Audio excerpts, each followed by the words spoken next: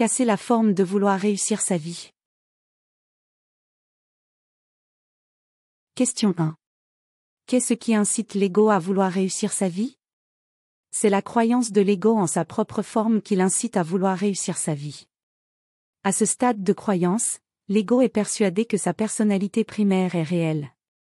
De ce fait, l'ego base sa vie sur ses personnalités qu'il croit gérer, mais dans les faits, l'ego est sous le coup de sa programmation karmique. Seul un ego inconscient ou psychologique va affirmer qu'il a réussi sa vie. L'ego ne contrôle absolument rien dans la matière. Alors, comment l'ego peut-il vouloir réussir sa vie ou affirmer qu'il a réussi sa vie? Je connais une personne psychologique âgée de plus de 80 ans qui a affirmé devant plusieurs personnes qu'elle avait réussi sa vie.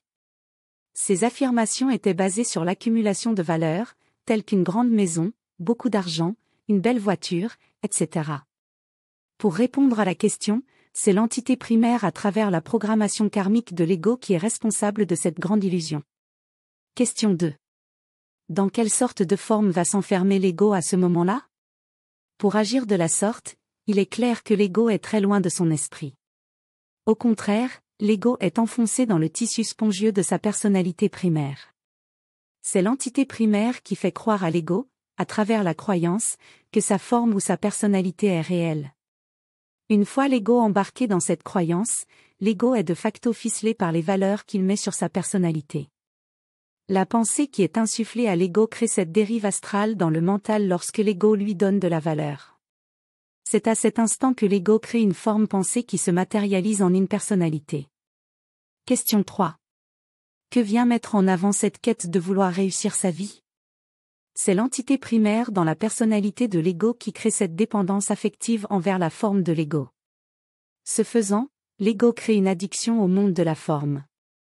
L'ego psychologique ou inconscient ne sait pas qu'il est dans une réalité alternative, parce qu'il tient pour acquis que sa personnalité est réelle. Tout ça est géré en arrière-plan par l'entité primaire qui utilise l'intellect comme interface psychologique pour consolider la croyance de l'ego envers sa personnalité. Pour un ego inconscient ou psychologique, réussir sa vie revient à posséder plusieurs valeurs. L'ego tend à vouloir réussir sa vie parce qu'il est leurré par l'entité primaire et les entités subalternes qui habitent ses personnalités. Réussir sa vie ou avoir manqué sa vie, c'est de la polarité qui sert à animer les personnalités de l'ego. En fait, vouloir réussir sa vie, c'est mettre de la croyance dans une illusion. Question 4. Et si cette forme de vouloir réussir sa vie ne faisait que projeter l'ego dans sa programmation? Premièrement, vouloir réussir sa vie, c'est un désir de l'ego formulé par l'entité qui habite sa personnalité. Lorsque l'ego vit le désir de vouloir réussir sa vie, cela signifie qu'il est dans une personnalité. Un ego conscient n'a pas le désir de vouloir réussir sa vie parce qu'il sait qu'il ne s'appartient pas, il est le produit de son esprit. Ce sont les morts vivants qui flirtent avec le désir de vouloir réussir leur vie, parce qu'ils sont emprisonnés dans des formes, voire dans des personnalités. Via le désir de l'ego de vouloir réussir sa vie, c'est l'entité primaire qui se rigidifie de plus en plus à travers la personnalité de l'ego parce que celui-ci est aux prises avec la croyance et les valeurs en cette personnalité. Question 5. Comment casser une forme dans son mental pour la voir s'effondrer dans la matière? La forme de l'ego est le mirage de sa personnalité. Dans cette réalité alternative, l'ego est aux prises avec la croyance et les valeurs qui sont des outils pour les entités qui habitent ces personnalités. Il revient à l'ego de comprendre comment se crée une personnalité pour pouvoir la dissoudre. Pour faire simple, il suffit d'appréhender la règle de 3, c'est-à-dire le passé, le présent et le futur.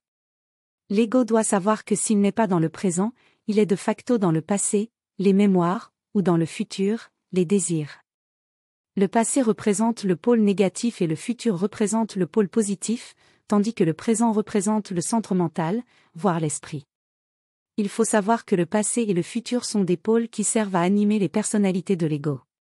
Autrement dit, le passé et le futur forcent l'ego à diffracter sa lumière à travers des personnalités. Pour casser la forme de la personnalité, c'est une question de prise de conscience en lien avec la règle de 3. Fin de la vidéo avec l'intelligence artificielle au service des chroniques MTC.